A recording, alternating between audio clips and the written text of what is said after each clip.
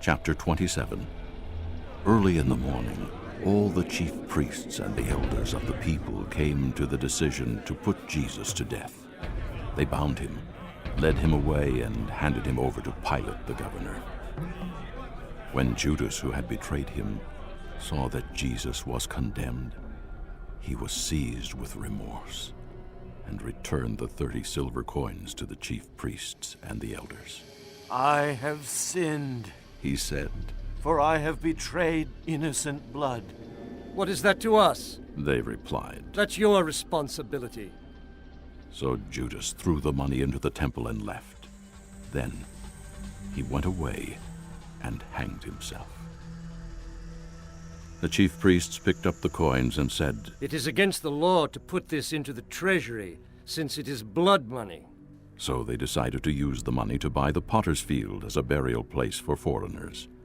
That is why it has been called the Field of Blood to this day. Then what was spoken by Jeremiah the prophet was fulfilled. They took the 30 silver coins, the price set on him by the people of Israel, and they used them to buy the potter's field, as the Lord commanded me. Meanwhile, Jesus stood before the governor, and the governor asked him, "Are you the king of the Jews?" "Yes, it is as you say." Jesus replied. When he was accused by the chief priests and the elders, he gave no answer. Then Pilate asked him, "Don't you hear the testimony they are bringing against you?" But Jesus made no reply, not even to a single charge, to the great amazement of the governor. Now it was the governor's custom at the feast to release a prisoner chosen by the crowd. At that time they had a notorious prisoner called Barabbas. So when the crowd had gathered, Pilate asked them, "Which one do you want me to release to you? Barabbas or Jesus, who is called Christ?" For he knew it was out of envy that they had handed Jesus over to him. While Pilate was sitting on the judge's seat, his wife sent him this message. "Don't have anything to do with that innocent man, for I have suffered a great deal today in a dream because of him." But the chief priests and the elders persuaded the crowd to ask for Barabbas and to have Jesus executed. "Which of the two do you want me to release to you?" asked the governor. "Barabbas!" They answered. "What shall I do then with Jesus, who is called Christ?" Pilate asked. They all answered, "Crucify him!" "Why? What crime has he committed?" asked Pilate. But they shouted all the louder, "Crucify him!" When Pilate saw that he was getting nowhere, but that instead an uproar was starting, he took water and washed his hands in front of the crowd. "I am innocent of this man's blood," he said. "It is your responsibility." All the people answered. "Let his blood be on us!" "And on our children!" Then he released Barabbas to them. But he had Jesus flogged and handed him over to be crucified. Then the governor's soldiers took Jesus into the praetorium and gathered the whole company of soldiers around him. They stripped him and put a scarlet robe on him, and they twisted together a crown of thorns and set it on his head. They put a staff in his right hand and knelt in front of him and mocked him. "Hail, King of the Jews!" they said. They spit on him and took the staff and struck him on the head again and again. After they had mocked him, they took off the robe and put his own clothes on him. Then they led him away to crucify him. As they were going out, they met a man from Cyrene named Simon, and they forced him to carry the cross. They came to a place called Golgotha, which means the place of the skull. There they offered Jesus wine to drink, mixed with gall, but after tasting it, he refused to drink it. When they had crucified him, they divided up his clothes by casting lots, and sitting down they kept watch over him there. Above his head they placed the written charge against him, "This is Jesus, the King of the Jews." 2 robbers were crucified with him, one on his right and one on his left. Those who passed by hurled insults at him, shaking their heads and saying, "You who are going to destroy the temple and build it in 3 days, Save yourself! Come down from the cross if you are the Son of God.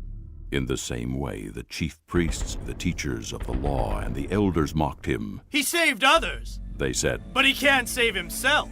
He's the King of Israel. Let him come down now from the cross, and we will believe in him. He trusts in God. Let God rescue him now if he wants him, for he said, I am the Son of God. In the same way, the robbers who were crucified with him also heaped insults on him. From the 6th hour until the 9th hour, darkness came over all the land. About the 9th hour, Jesus cried out in a loud voice, Eloi! Eloi! Lama sabachthani!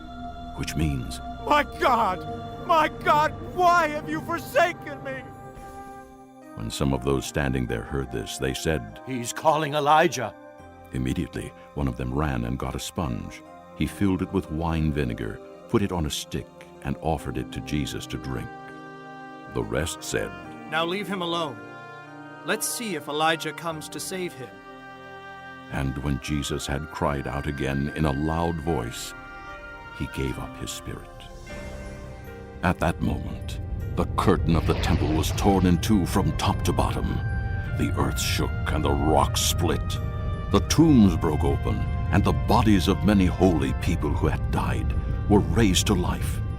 They came out of the tombs, and after Jesus' resurrection, they went into the holy city and appeared to many people.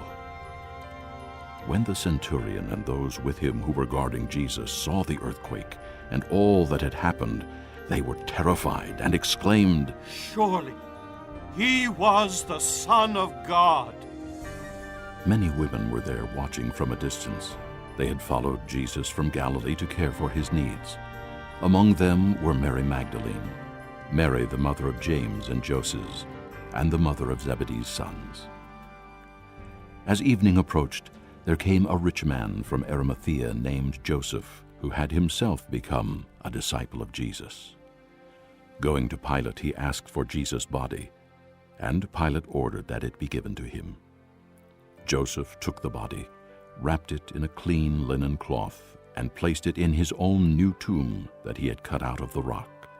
He rolled a big stone in front of the entrance to the tomb and went away. Mary Magdalene and the other Mary were sitting there opposite the tomb. The next day, the one after Preparation Day, the chief priests and the Pharisees went to Pilate. Sir, They said, we remember that while he was still alive, that deceiver said, After 3 days I will rise again. So give the order for the tomb to be made secure until the 3rd day. Otherwise his disciples may come and steal the body and tell the people that he has been raised from the dead. This last deception will be worse than the first. Take a guard. Pilate answered, Go. Make the tomb as secure as you know how. So they went and made the tomb secure by putting a seal on the stone and posting the guard.